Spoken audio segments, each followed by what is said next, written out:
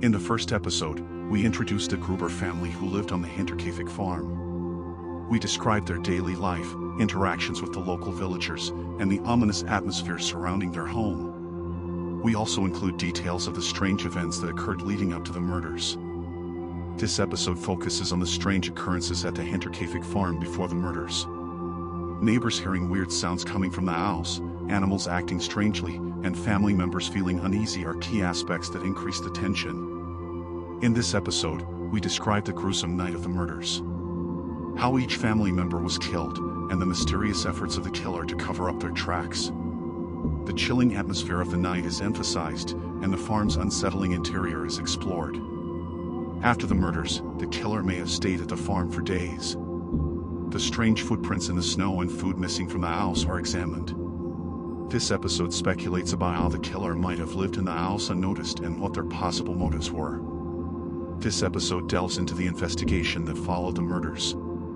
The clues found by the police, the puzzling circumstances surrounding the crime, and the list of suspects from the village are detailed. The frustration of the investigators is palpable as they try to solve the case.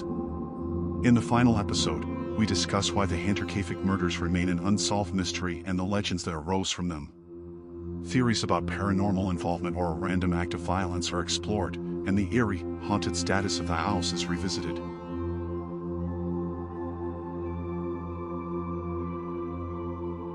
This episode introduces a family who just moved into a house in New Jersey, eager to start a new chapter in their lives. The house is described as cozy but with an ominous air. The family's excitement to settle in is slowly overshadowed by a growing sense of unease. The family receives the first anonymous letter from the watcher. The letter details personal information about the house and the family that no outsider could know. The episode explores the shock and fear that the family feels, and their confusion as to who could be watching them. As more letters arrive, the family starts to feel like they are being watched. They can't shake the feeling that someone is always lurking nearby. The mounting tension causes paranoia and makes them question every strange noise or shadow in their house. The letters from the watcher become more disturbing. The messages are increasingly threatening, and the family begins to wonder if their lives are in danger. The writer claims to have been watching the house for generations. The fear escalates, and the family starts to isolate themselves in their own home. The family's life begins to unravel as they are consumed by fear. They avoid certain areas of the house and start to sleep in different rooms. The constant letters take a toll on their mental health, and they become reclusive, driven by the terror of being watched. In the final episode, the family decides to leave the house, but the letters keep coming. The police launch an investigation, but no one is ever caught.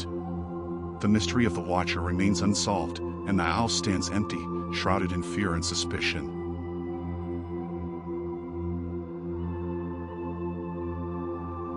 This episode introduces the Cecil Hotel in Los Angeles and Elisa Lam, a 21-year-old Canadian student.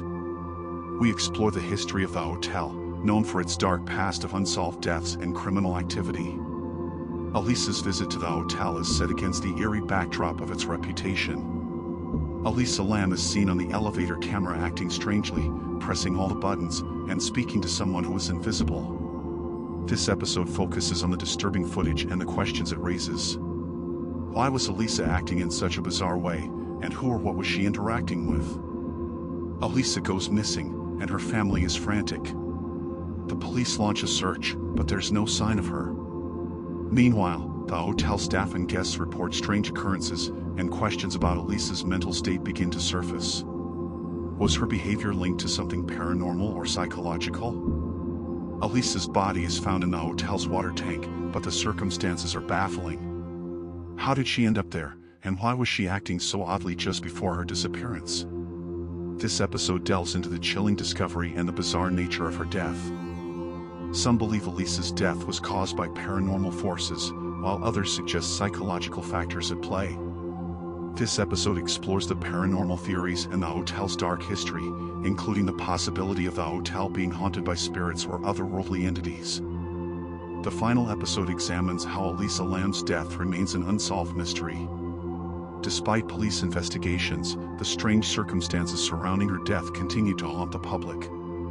Theories about her death, ranging from suicide to foul play, are still discussed today, leaving the case shrouded in mystery.